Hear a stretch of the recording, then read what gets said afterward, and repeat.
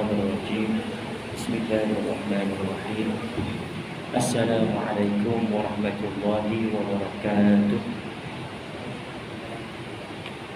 للنبي المصطفى رسول الله صلى الله عليه وسلم وإلى أرواح والدينا ومعلمينا وذوي الحقوق علينا أجمعين الفاتحة أعوذ بالله من الشيطان الرجيم بسم الله الرحمن الرحيم الحمد لله رب العالمين الرحمن الرحيم مالك يوم الدين إياك نعبد وإياك نستعين اهدنا الصراط المستقيم صراط الذين أنعمت عليهم غير المغضوب عليهم ولا الضالين آمين. إن الحمد لله نحمده ونستعينه ونستهديه ونستغفره ونعوذ بالله من شرور أنفسنا ومن سيئات أعمالنا من يهده الله فلا مضل له ومن يضلله فلا هادي له أشهد أن لا إله إلا الله وأشهد أن محمدا عبده ورسوله اللهم صل وسلم على سيدنا محمد وعلى آله وأصحابه أجمعين سبحانك لا علم لنا إلا ما علمتنا إنك أنت العليم الحكيم رب اشرح لي صدري ويسر لي أمري واحلل عقدة من لساني يفقهوا قولي أما بعد. Yang dihormati Tuan Nazir, Tuan Imam, Tuan Bilal, pegawai serta ahli jawatan kuasa Masjid Inayatul Rahman Kampung Batu Laut, yang dihormati juga untuk Ketua Kampung kita Tok Subandi, pimpinan masyarakat, para alim ulama, asatizah di kalangan tuan-tuan dan juga puan-puan, seterusnya muslimin muslimat, hadirin hadirat. Alhamdulillah, pertama dan selama-lamanya kita merafakkan kesyukuran kehadirat Allah Subhanahu wa taala atas izin dan rahmatnya dapat kita berkumpul pada malam ini bagi menyambung pengajian kita dalam kitab Faham Faraid karangan Al-Fadhil Ustaz Hilmi Hanis bin Muhammad. Mudah-mudahan perjumpaan kita pada malam ini termasuk dalam salah satu perkara yang mendapat rahmat dari Allah Subhanahu wa taala, sekaligus dapat menambah amal kebaikan kita dan menjadi asbab kita dimasukkan ke dalam syurga Allah Subhanahu wa taala. Amin ya rabbal alamin. Jangan ambil ringan dengan pahala, walaupun suruhan ataupun perkara yang kita buat itu hanyalah sunat. Jangan ambil ringan dengan sekecil-kecil ibadat, kerana bagi akidah, i'tiqad kita sebagai ahli sunnah wal jamaah, Allah tidak wajib memberi pahala atas segala ibadah yang kita lakukan, sama ada ibadah wajib ataupun sunat. Bukan kemestian, bukan kewajiban Allah untuk memberi pahala kepada kita. Kalau kita solat cukup, syarat sahnya cukup, rukunnya, tak wajib bagi Allah untuk bagi pahala. Kalau Allah wajib bagi, pada i'tiqad kita bermakna Allah adalah Tuhan yang lemah, terikat dengan hamba-Nya. Tetapi kita kena yakin bahawa saja syurga Allah Subhanahu wa taala adalah dengan rahmat Allah Subhanahu wa taala, bukan dengan ibadat kita. Jangan kita menyangka ibadat kita sempurna, kita rasa sempurna, sembahyang kita di masjid dan sebagainya, sehingga kita melihat orang lain yang tidak sama dengan kita sehingga ada perasaan merendah-rendahkan orang lain. Jangan sampai ada perasaan sebegitu. Kata Khalifah Sayyidina Ali karamallahu wajhah, kalaulah seandainya hari ini, malam ini kita melihat seseorang itu berzina di hadapan kita, seorang lelaki yang sedang berzina di hadapan kita, kita nampak memang dia confirm dan melakukan perkara tersebut, esoknya kalau kita jumpa dia, jangan kita pandang dia sebagai ahli maksiat. Kerana kita tak tahu malam tadi boleh jadi dia bertaubat kepada Allah Subhanahu wa taala, dan dengan asbab taubat itu dia menjadi ahli syurga. Sebab kita tak tahu. Jangan sibuk dengan urusan ibadah orang, tetapi kita risau dengan ibadah kita. Adakah dengan ibadah yang kita lakukan hanya wajib semata-mata kita merasakan kita ahli syurga? Belum semestinya. Sebab itu dalam hadis Nabi SAW tak ada satu kisah seorang wanita, bila kata pelacur ini, seorang wanita memberi minum anjing dalam keadaan kehausan, maka dengan asbab itu rahmat Allah, kasih sayang Allah, Maha Pengampunnya Allah menjadikan itu asbab untuk dia dimasukkan ke dalam syurga Allah Subhanahu wa taala. Begitu juga dengan ibadah-ibadah yang lain, jangan ambil ringan. Muslimin yang dirahmati Allah, malam ini kita akan sambung pada bab yang kedua dalam tajuk besarnya adalah sebab-sebab seseorang itu boleh mempusakai harta warisan. Ada 3 sebab. Tapi kita dalam Malaysia ada 4 sebab, tambah satu lagi. Dalam kitab-kitab fiqh kebanyakannya 3 sebab yang utama. Yang pertama dengan sebab pernikahan. Yang lepas kita dah bincangkan tentang pernikahan. Berlaku sahaja akad pernikahan sah, maka suami dan isteri saling mewarisi antara satu sama lain sekalipun belum lagi bersama. Aku terima nikahnya dengan mas kahwin RM300 tunai. Saksi kata sah, imam kata alhamdulillah sah. Meninggal dunia, terkejut. Terkejut sebab dah jadi suami. Isteri kat belakang dah boleh mewarisi harta pusaka kita. Bila kita ada sahaja ikatan pernikahan, maka antara suami dan isteri itu boleh mewarisi antara satu sama lain. Selagi ada ikatan, maknanya apa? Walaupun dah bercerai, tetapi bercerai yang raj'i. Bila kata raj'i, talak 1, talak 2, yang masih lagi ada tempoh iddah. Bukan talak bain. Talak bain ni bain sughra, bain kubra. Bain sughra talak 1, 2 tetapi dah habis iddah, tak boleh rujuk, kena akad baru. Atau talak bain kubra, talak 3. Talak raj'i selagi mana ada tempoh iddah, matilah salah satu suami atau isteri, maka pasangan dia boleh mewarisi harta pusaka. Sebab yang pertama, pernikahan tak panjang perbahasan kerana hanya melibatkan 2 golongan, suami dan juga isteri-isteri. Kenapa isteri-isteri? Sebab lelaki boleh berkahwin lebih daripada satu. Suami dan isteri, 2 golongan sahaja yang melibatkan hubungan pernikahan. Dalam bab nasab ini perbahasannya cukup panjang, kerana bukan hanya melibatkan anak dan juga bapa, bahkan melibatkan datuk dengan cucu, bahkan melibatkan si mati dengan adik-beradiknya, adik-beradik seibu sebapa, sebapa seibu, melibatkan lagi dengan pakcik saudaranya sebelah bapanya yang seibu sebapa dengan bapa yang sebapa. Tak cukup dengan itu, dengan anak kepada pakciknya kalau dengan si mati sebagai sepupu. Panjang perbahasannya. Panjang perbahasan berkait dengan sebab pusaka dengan asbab nasab, iaitu keturunan. Hubungan keturunan ialah keturunan hakiki, iaitu ahli keluarga yang mempunyai ikatan pertalian darah dengan si mati seperti ayah, anak, saudara seibu sebapa dan lain-lain. Di antara dalilnya firman Allah Subhanahu wa taala, a'udzubillahi minasyaitonir rajim, yusikumullahu fi auladikum. Yusi ini dalam tafsir kalau kita lihat sama erti diperintahkan. Maknanya Allah diwajibkan ke atas kamu fi auladikum, pada bahagian anak-anak kamu. Bahagian apa? Bahagian faraid. Allah Ta'ala mensyariatkan, yakni mewajibkan bagi kamu tentang pembahagian harta pusaka untuk anak-anak kamu. Surah An-Nisa ayat yang ke-11. 3 ayat Al-Quran ini menjadi sumber dalam menentukan waris-waris berapa dapat seorang.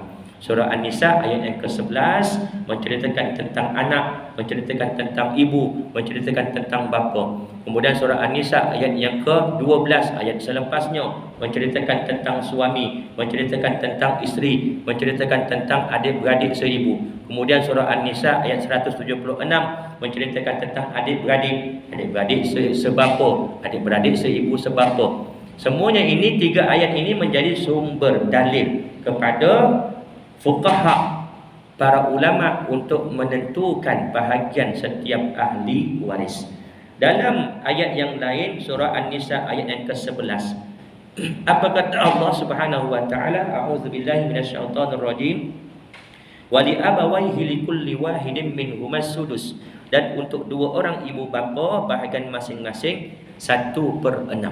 Dalam ayat ini, ayat yang sama 11, Allah cerita bahagian anak berapa, bahagian ibu bapa berapa. Maknanya dengan sebab apa? Dengan sebab nasab, pertalian, kekeluargaan. Hubungan ini terbahagi kepada 4 golongan, iaitu golongan pertama, golongan atas, seperti bapa dan ibu. Kalau kita lihat pada rajah yang saya sediakan ini, ada 4 golongan dengan asbab nasab, dengan sebab hubungan pertalian keluarga nasab tadi, ada 4 golongan. Golongan yang pertama, golongan atas. Yang mana golongan atas? Yang ini.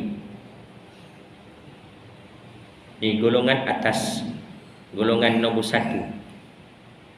Kemudian B, golongan bawah, seperti anak dan cucu. Ini golongan yang di bawah. Kalau lihat pada carta ini, golongan yang ini, nombor 2. Kemudian golongan yang ketiga, iaitu golongan tengah, seperti saudara dan anak saudara, adik-beradik.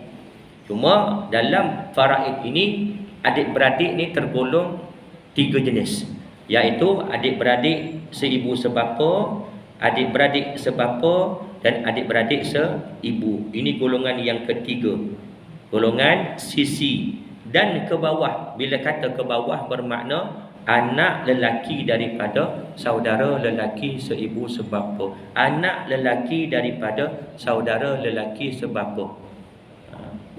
Ustaz, kenapa yang perempuan ni tak sampai ke bawah? Kalau kita lihat pada carta ni, yang lelaki ni sampai ke bawah. Kita nampak dalam carta yang saya buat ini cuma ada 25 sahaja. Dalam banyak-banyak kitab pun akan tulis 25, 15 lelaki, 10 perempuan. Tetapi hakikatnya waris lelaki ini infinity, maknanya tak semestinya terhenti sampai cucu. Dia akan pergi ke bawah cicit. Kalau cicit ni ada anak, dia akan pergi ke bawah sampai bawah cicit, apa kita panggil? Buyut. Piut. Begitu juga bahagian atas. Ada bapa, datuk tak dapat. Tak ada bapa, pergi ke datuk. Tak ada datuk, pergi ke moyang. Yang penting jalurnya daripada lelaki, tidak jalur dari perempuan. Begitu juga anak sampai anak perempuan sahaja. Bila sebut waris perempuan, dia terhenti sampai anak dan adik-beradik saja. Anak perempuan sampai ke anak perempuan, bawahnya kalau ada cucu dari anak perempuan, itu bukan ahli waris. Bila kata cucu, dari jalur anak lelaki. Begitu juga anak buah, kita panggil anak saudara, daripada jalur saudara lelaki, bukan dari jalur saudara perempuan. Dekat sini tak ada. Saudara perempuan, anaknya bukan ahli waris. Kenapa Ustaz? Yang lelaki ni infinity, tetapi perempuan ni sampai tahap anak dan adik-beradik saja. Kerana ulama menentukan untuk mengistinbat hukum wajib dengan dalil, dan didapati dalil untuk waris wanita hanya dalam Al-Quran berdasarkan surah An-Nisa ayat yang ke-11, ayat yang ke-12, ayat yang 176 sahaja. Di situ sahaja dalil yang ada untuk waris wanita, iaitu anak lelaki, anak perempuan. Kemudian kalau ada cucu pun perempuan, daripada jalur anak lelaki. Bawah cucu perempuan dah tak dikira waris. Bawah cucu lelaki baru dikira waris, cicit kepada si mati pula. Begitu juga adik-beradik. Begitu juga yang seibu sebapa, seibu. Tak sampai kepada anak, kepada adik-beradik. Habis tu dalil untuk lelaki yang mana pula? Daripada hadis Nabi SAW. Muttafaqun alaih, hadis sahih riwayat Imam Bukhari dan Imam Muslim. Apa kata Nabi SAW? Alhiqu fara'idha bi ahliha, fama baqiya fahuwa li aula rajulin dzakari. Berikan bahagian pusaka, bahagian warisan kepada ahlinya, iaitu ahli fardu. Bila sebut ahli fardu dalam surah An-Nisa ayat 11, 12, 176, ini semua ahli fardu. yang Allah dah tetapkan bahagian bapa berapa, ibu berapa, anak perempuan seorang berapa, kalau dua orang berapa, kalau dengan anak lelaki macam mana kira, 2:1, adik-beradik perempuan berapa, adik-beradik lelaki berapa, semuanya ini ahli fardu. Allah dah tentukan, dah sebut dengan secara terperinci dalam Al-Quran.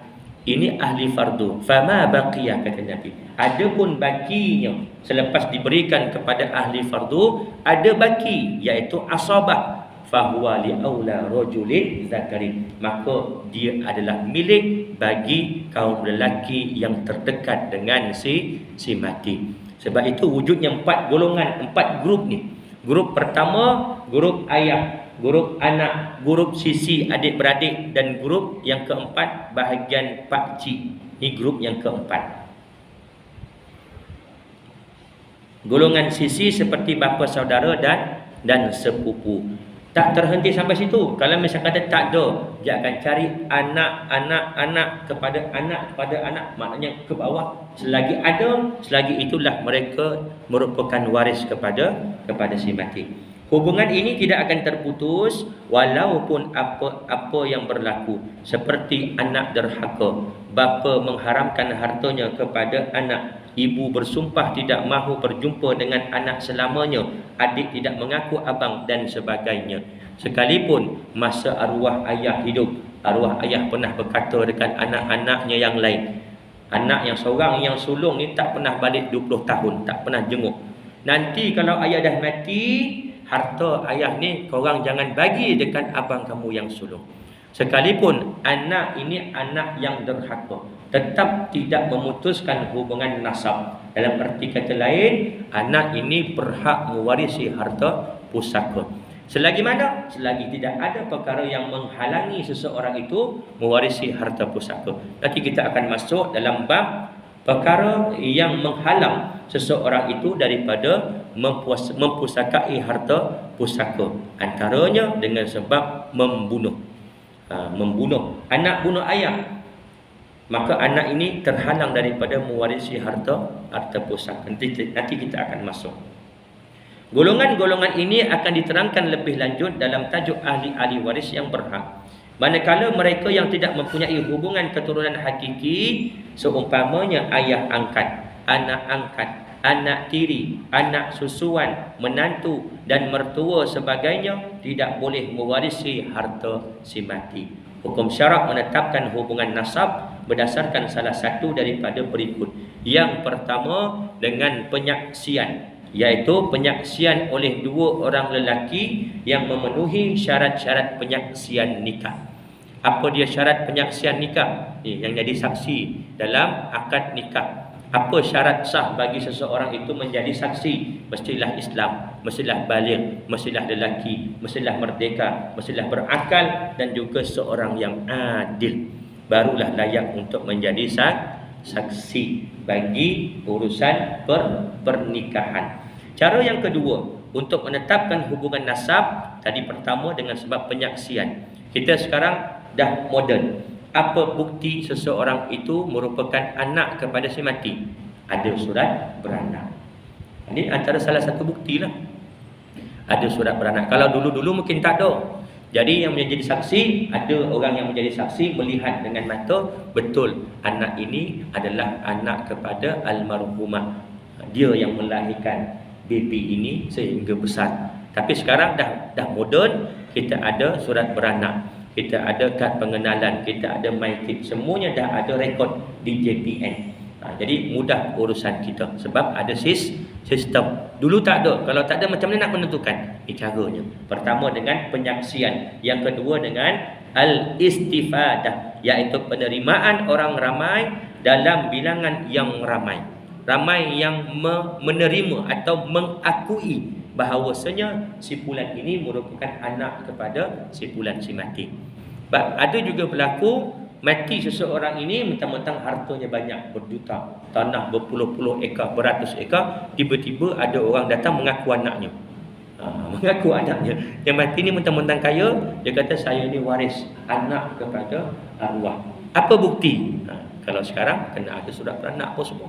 Kalau misal kata maknya, ada tak surat nikahnya, sijil nikah menentukan bahawasanya dia ni anak kepada si mati, berkahwin dengan ibunya. Sebab anak zina ataupun anak li'an bukan waris. Saya bagi contoh carta, nak bagi tuan-tuan nampak gambaran yang di mana yang dikatakan nasab ayah dengan anak. Ini seorang lelaki. Contohlah lelaki ni namanya Sidik. Saya suka nama Sidik, jadi saya suka letak nama contoh tu Sidik. Kalau kebetulan ada, saya minta maaf. Perempuan contohlah namanya Murni. Murni. Saya letak garis putus-putus. Putus-putus ni maknanya apa? Ada hubungan tetapi bukan dengan pernikahan. Faham maksud saya?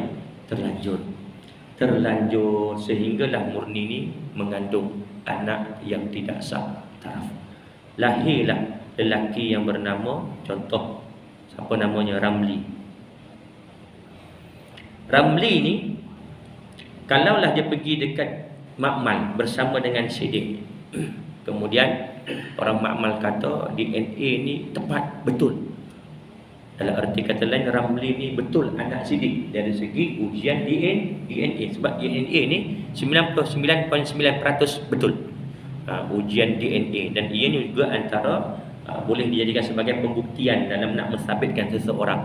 Ada berlaku pembunuhan, cek ada rambut dekat kawasan kejadian, cek DNA, dia punya, boleh disabitkan. Sebab 99.9%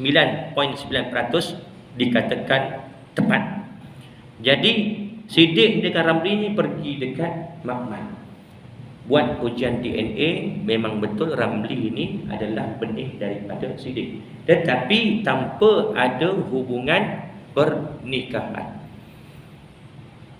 Bila mati Sidik, Ramli ni boleh mewarisi harta Sidik ataupun tidak? Tak boleh.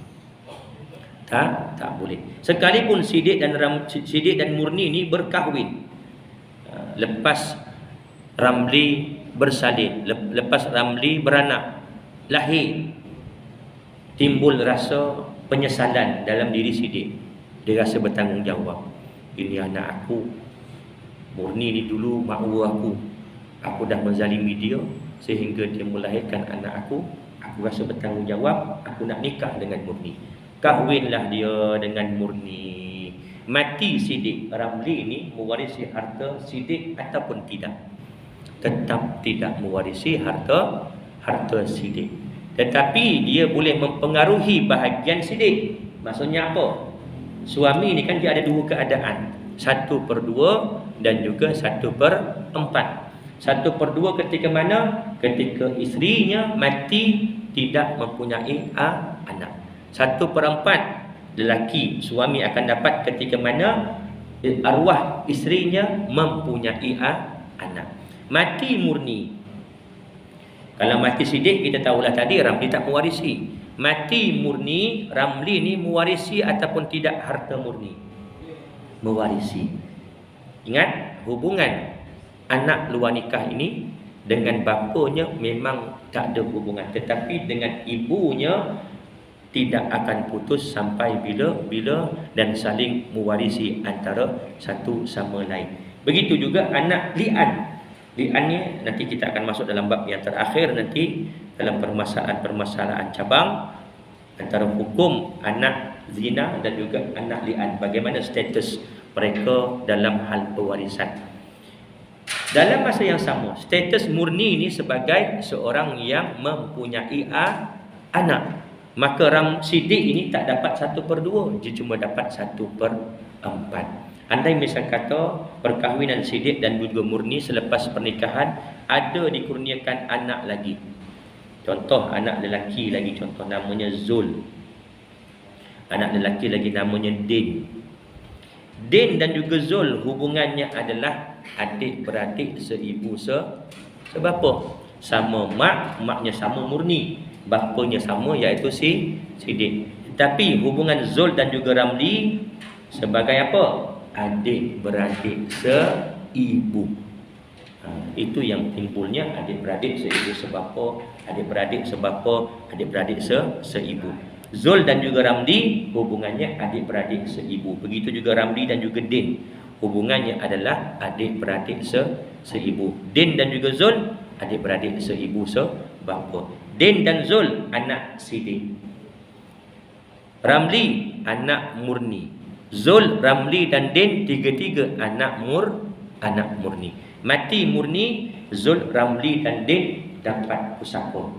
Asabah bi nafsi, kerana lelaki semua. Mati sidik, Zul dan juga Din sahaja yang menjadi waris kepada sidik. Ramli bukan waris kepada sidik. Andai misal kata Ramli sahaja yang ada, bermakna dia boleh mempengaruhi bahagian sidik. Sidik tak dapat 1/2, dia akan dapat 1/4.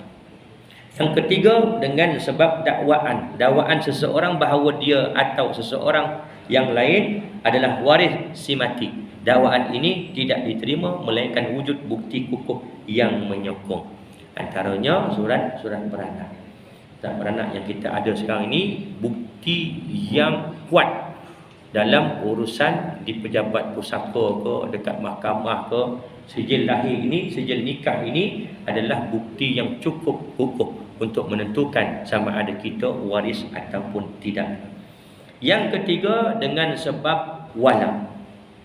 Wala ialah pembebasan hamba, iaitu tuan yang memerdekakan hambanya. Bila kata wala hanya melibatkan tuan sahaja, dia tak melibatkan hamba. Nanti kita akan masuk apa maksud hanya melibatkan tuan. Hamba ni dia tak boleh mewarisi harta tuan, tetapi tuan boleh mewarisi harta hamba yang telah dia merdekakan, yang tak ada waris. Hubungan mereka adalah hubungan keturunan hukumi. Dikatakan sebagai ada keturunan, tetapi keturunan hukumi, bukan keturunan hakiki. Keturunan hakiki nasab tadilah, anak dengan bapa, datuk dengan cucu, adik-beradik, pakcik dengan anak saudara, sepupu.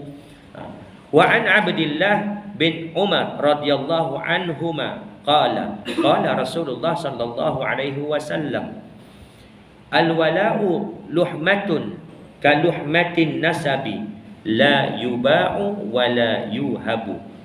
Riwayat daripada Abdullah bin Umar radhiyallahu anhuma, katanya telah bersabda Nabi sallallahu alaihi wasallam, bermula wala' itu kerabat seperti kerabat nasab, tidak boleh dijual dan tidak boleh dihibahkan. Pembahagian harta pusaka hanya berlaku pada pihak bekas tuan sahaja. Hamba yang dibebaskan tidak layak mewarisi harta bekas tuannya. Contoh, kita sekarang dah tak ada zaman hamba lagi dah. Kalau dulu ada zaman hamba, proses hamba, ada konsep hamba. Kita ada hamba, kemudian sampai masa kita rasa nak bebaskan dia, maka kita bebaskan dia. Dia bekerja, dia ada harta, cuma dia belum sempat nak berumah tangga. Maknanya tak ada waris dari segi dengan sebab pernikahan ataupun nasab. Nikah pun tak ada, nasab lagilah tak ada. Isteri pun tak ada, anak lagilah tak ada.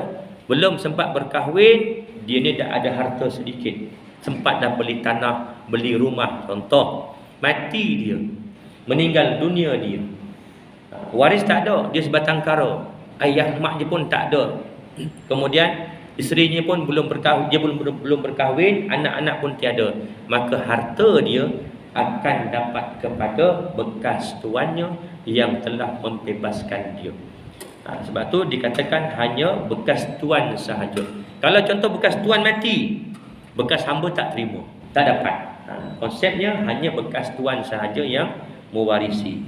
Apa dalilnya? Di antara dalilnya, qala Rasulullah sallallahu alaihi wasallam, innamal wala'a liman a'taqa.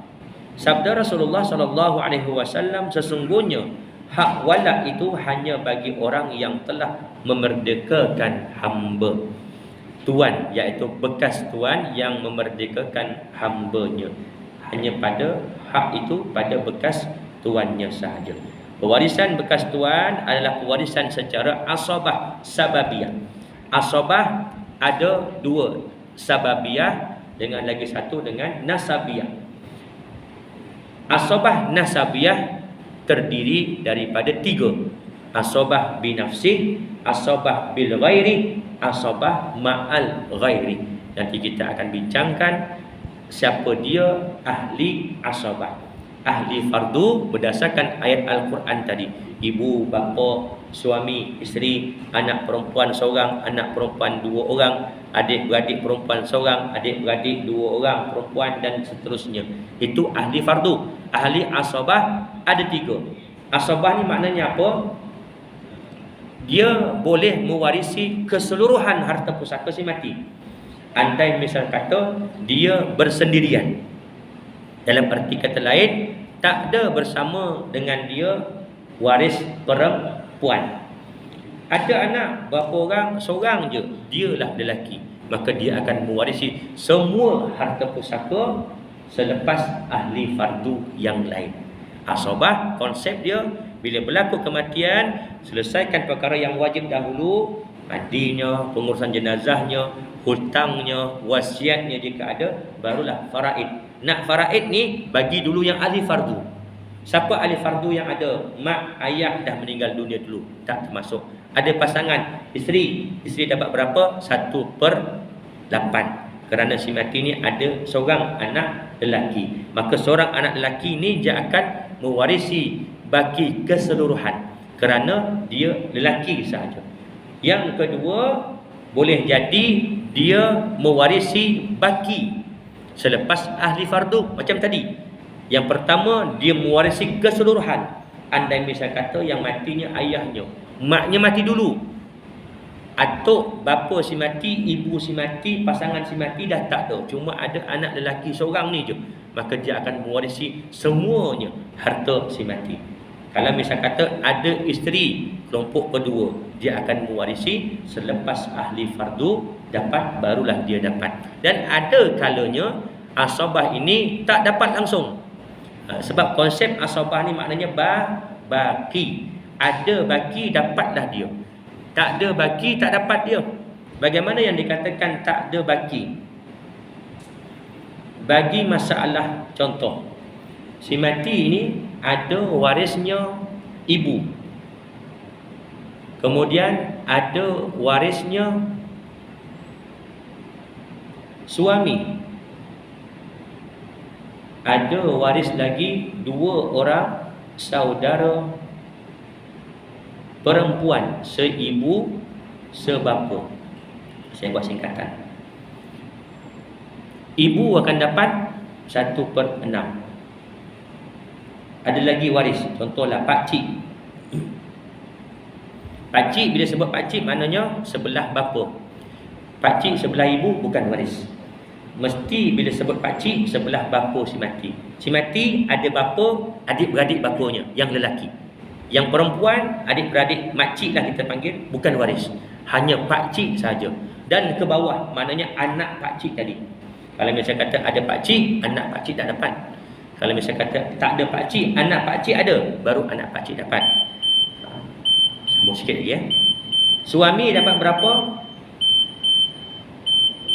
1/2. Kerana si mati tiada anak. Adik-beradik perempuan 2 orang, seibu sebapa. Kakak, 2 kakak si mati, dapat berapa? 2/3. Kerana ahli fardu. Seorang adik-beradik ni dia akan mengambil alih tempat anak perempuan. Tak ada anak perempuan, maka pergi pada adik-beradik. Konsep sama. Kalau seorang, separuh. Kalau 2 orang atau lebih, 2/3. Pakcik ni akan dapat asobah, baki. Bila kita kira 6, 2, 3, dia punya GSTK asal masalah 6. Ibu dapat 1, suami dapat 3, 2 orang saudara perempuan dapat 4. Bila kita kira balik, 4 tambah 3 tambah 1 berapa? 8. Bawahnya 6, atasnya jadi 8. Maknanya berlaku aul. Dalam kaedah pengiraan faraid akan berlaku aul ketika mana atas ni melebihi daripada kadar bawah. Contoh kita bagi ibu 1/6, suami akan jadi 3/6, dua orang saudara perempuan akan jadi 4/6. Ibu dah ambil 1/6, ada baki lagi 5/6. Suami ambil 3/6, ada baki lagi 2/6. Ini 4, ini 2 tinggal. Macam mana nak kira? Bila kata aul, pembawahnya akan dikira sebagai jumlah yang ada. Bermakna pembawah akan jadi 8. Ibu dapat 1/8, suami dapat 3/8, dua orang saudara perempuan dapat 4/8. Barulah kita kira-kira 4 tambah 3 tambah 1, 8. Ada tak baki? Tak ada dah baki. Jadi pakcik ni yang mula-mula kata akulah waris lelaki yang terdekat, aku akan dapat harta pusaka. Tak semestinya. Ada baki baru dapat. Kalau tak ada baki macam kes ni, kes aul, maka asabah tak dapat apa-apa. Tak ada bahagian dia. Kita ingat asabah ni mesti waris lelaki. Berdasarkan hadis tadi, al-hiqu fara'ida bi ahliha fama baqiya fahuwa li aula rajulin zakari. Ya, baki itu untuk lelaki yang terdekat, tetapi itu dalam masalah asabah bi ghairi. Ada kala asabah bi ghairi, tadi binafsi, maaf, kerana lelaki. Binafsi, yang kedua asabah bi ghairi. Apa dalilnya? Yusikumullahu fi auladikum lizakari mithlu hazzil unsayain. Iaitu bahagian lelaki 2, bahagian perempuan 1. Nisbah lelaki 2, perempuan 1, itu asabah bil ghairi. Asabah ma'al ghairi, bila mana adik-beradik perempuan bersama dengan anak perempuan si mati. Itu nanti kita akan bincangkan. Sebab panjang perbahasan tu berdasarkan hadis daripada Abu Musa al-Ash'ari dan juga Ibnu Mas'ud. Nanti kita akan jumpa nanti. Dan yang keempat, sebab seseorang itu boleh mewarisi pusaka, iaitu Islam. Islam yang dimaksudkan ialah baitul mal. Bila dah tak ada waris lelaki, ada baki, barulah pergi ke baitul mal, iaitu dibelanjakan harta pusaka untuk kepentingan umat Islam. Jadi insya-Allah yang keempat ini kita akan sambung pada perjumpaan akan datang. Saya rasa cukup sekadar itu. Yang baik itu datang daripada Allah dan kurang lemah itu datang daripada kelemahan diri saya. Ada tak soalan 1 2 sebelum kita akhiri? Ya. Ayah saya dulu, dia ada anak. Okey. Masa hayat dia dulu, dia dah hibahkan tanah tu pada mak saya. Okey. Tapi belum sempat lupa nama, ayah saya dah meninggal. Lepas tu, beberapa tahun kemudian, mak saya hibahkan tanah tu kepada adik saya. Belum sempat lupa nama, mak saya pula dah meninggal. Maksud belum tukar nama kepada anak ataupun sudah belum tukar nama kepada mak? Pada mulanya tadi nama ayah saya dihibahkan pada mak saya. Okey. Tak sempat tukar nama, Ayah meninggal. Okey. Lepas tu beberapa tahun kemudian, mak saya hibahkan tanah tersebut kepada adik saya. Masa tu dah tukar nama ke mak ke belum? Belum lagi, masa lagi nama arwah ayah. Ya. Okey. Jadi bila sempat tukar nama, mak saya pun dah meninggal. Okey. Jadi macam mana nak tukar nama ayah saya tadi tu kepada adik saya? Okey. Dia nama itu jadi saja. Okey. Hibah ni bukan mesti kena tukar nama. Cukup syarat sah hibah, maka pemberian itu sah. Dan dah dikira sebagai milik penerima. Dalam hal tadi, arwah ayah dah hibahkan kepada mak tanah tersebut. Dari segi hukum, ia dah menjadi milik kepada mak. Walaupun nama masih lagi nama ayah. Jadi, bagaimana cara untuk urusan kita di pejabat pusaka? Maklumkan dengan pegawai pusaka bahawasanya tanah ini kami semua anak-anak sepakat letakkan nama ibu, kerana tanah ini dah diberikan oleh arwah ayah kepada ibu semasa hidup. Ini kewajipan. Kerana anak-anak kalau dia dah tahu, dia menafikan. Boleh tak dia nak menafikan? Boleh. Dari segi hukum undang-undang, dia boleh menafikan. Tak ada hitam putih pun ayah bagi dekat mak. Ni anak jahat. Jangan main-main. Banyak berlaku peristiwa begini, nampak harta, mata kelabu. Sekalipun dengan mak sendiri. Dia tahu dah tanah ni arwah ayah dah bagi dekat mak masa hidup. Tapi dia cakap dengan pegawai pusaka, tanah ni nama arwah ayah saya. Saya sebagai waris ada hak untuk menuntut. Yang lain kata dah dihibahkan kepada mak, tapi saya tak percaya, tak ada bukti hitam putih. Ni masalah. Jadi bagaimana kalau contoh kita sebagai penerima hibah atau kita penerima wasiat? Wasiat pun begitu juga. Nanti kalau ayah dah mati, tanah kat ujung kampung kamu berikan kepada pihak masjid untuk diwakafkan. Anak-anak semua dengar, okey, anak-anak sebagai saksi. Berlakulah kematian seorang anak ni, dia rasa ayah dulu buat wasiat tak ada hitam putih. Aku nak cuba cabar. Aku nak cuba cabar dekat pejabat pusaka, nak katakan aku ada hak untuk tuntut. Jadi kita sebagai penerima hibah atau penerima wasiat, bagaimana cara untuk kita nak tuntut hak kita jika mana ada waris yang mempertikai dengan sebab tak ada hitam putih? Kita kena buat pengesahan di mahkamah syariah. Dan proses tu mengambil masa sedikit.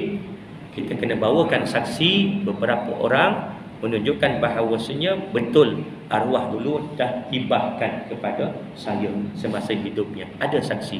Keluarlah keputusan mahkamah, maka waris yang menuntut tadi dah tak boleh untuk menuntut kerana ada keputusan mahkamah.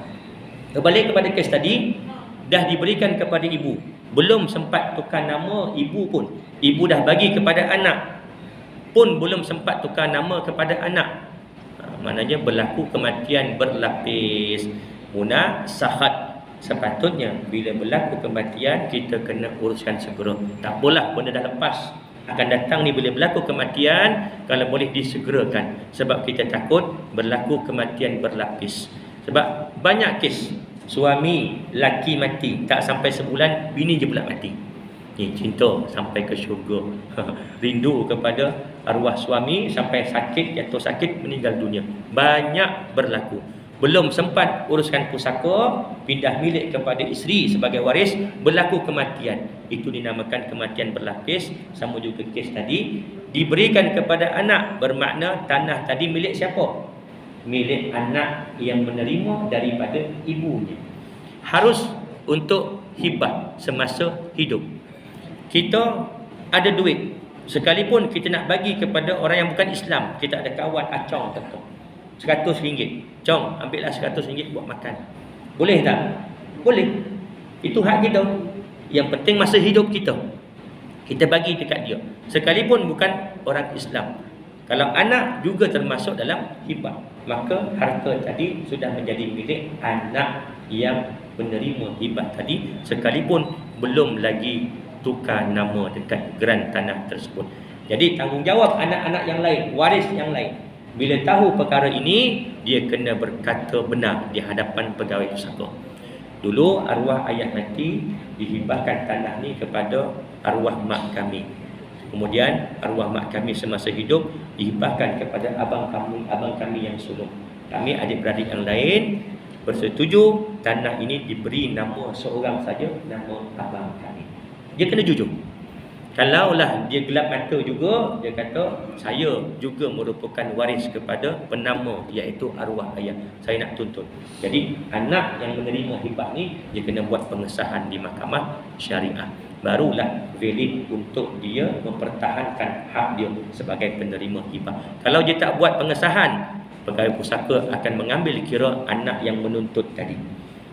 Dari segi dunia dia dapatlah, tetapi makan harta batil. Makan harta batil, mengambil hak orang lain. Ini juga banyak berlaku dalam kes-kes tanah Lot Didi. Tanah Lot Didi dah dibuat rumah berpuluh tahun dah pun. Tapi dulu kita fahamlah Lot Didi ni nama tak masuk dalam geran. Hanya cuma ada perjanjian. Ada perjanjian yang mana perjanjian tu kalau dekat pejabat tanah tak valid, tak boleh dijadikan sebagai bukti. Berlaku kematian penama, dah jual tanah tu, dah dicari-cari, 1 ekar dicari-cari 6 lot contoh. Kadang-kadang ada yang buat 10 lot. Kalau banglo mungkinlah 6 lot. Dah dibagi dah tanah tu, orang tu dah buat rumah dah ada surat perjanjian apa semua.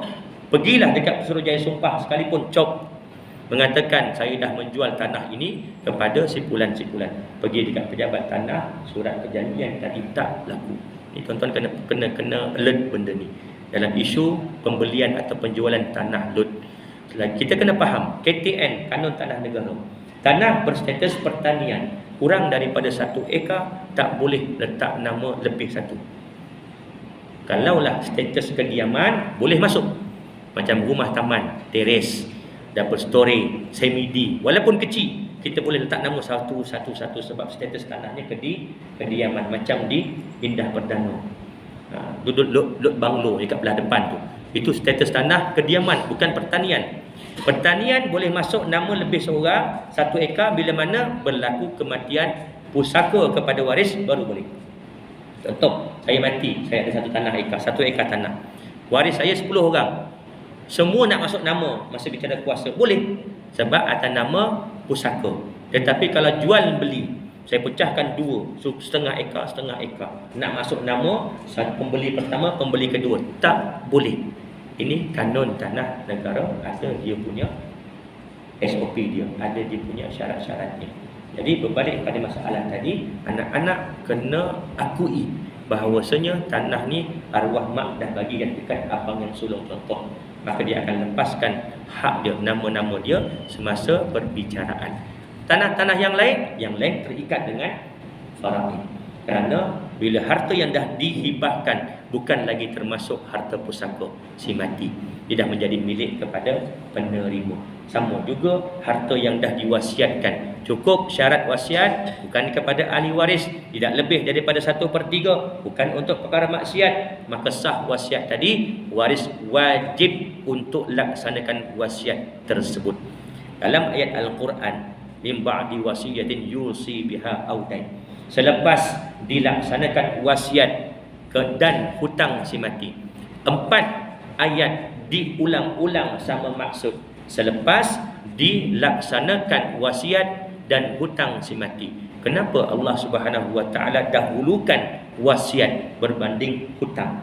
Sedangkan dalam turutan, kita punya turutan yang perlu dilakukan kepada harta si mati, pertama pengurusan jenazah, hak-hak kepada harta seperti gadaian dan sebagainya. Kemudian yang kedua hutang dengan Allah, hutang dengan manusia, barulah wasiat. Dari segi turutan hutang dulu, tetapi dalam Al-Quran Allah mendahulukan wasiat. Kenapa? Hikmahnya kerana pelaksanaan wasiat itu ramai yang mengambil ringan. Hutang ni kalau kita tak bagi pun orang akan datang tutup. Betul? Matilah ayah kita contoh, kita tak cari pun siapa yang ayah kita berhutang, akan ada orang datang untuk menuntut hutang. Dulu arwah ayah kamu ada hutang dengan pakcik banyak sekian-sekian, ini surat dia, perjanjiannya. Tak apalah, kita bayarlah, itu tanggungjawab kita kerana hutang si mati. Tetapi bila kata wasiat, dia hanya melibatkan satu pihak. Contoh, kalau ayah dah mati nanti, tanah tu kamu berikan kepada pihak masjid. Yang dengar anak-anak je, masjid pun belum tentu tahu lagi perkara tu. Berlaku kematian, anak-anak pakat, kita jangan cakap dengan masjid, kita-kita je ni. Sebab kalau kita bagi tanah tu dekat masjid, bermakna harta pusaka akan jadi sikit. Harta ayah adalah 3 ekar je, 1 ekar nak bagi kat masjid tinggal 2 ekar. Kita berapa orang ni? Kita senyap-senyap je. Jadi 3 ekar ni kita bagi, kita terus ke marahin, makan harta masjid. Sebab tu dalam Al-Quran 4 kali disebut, diutamakan, didepankan tentang pelaksanaan wasiat, barulah hutang.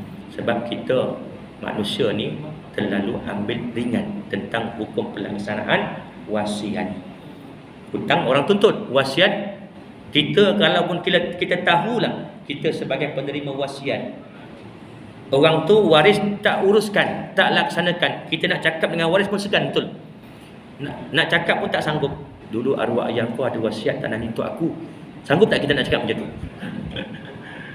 Sebab bukan hak kita. Tetapi pelaksanaannya sebenarnya wajib. Daripada siapa? Daripada waris.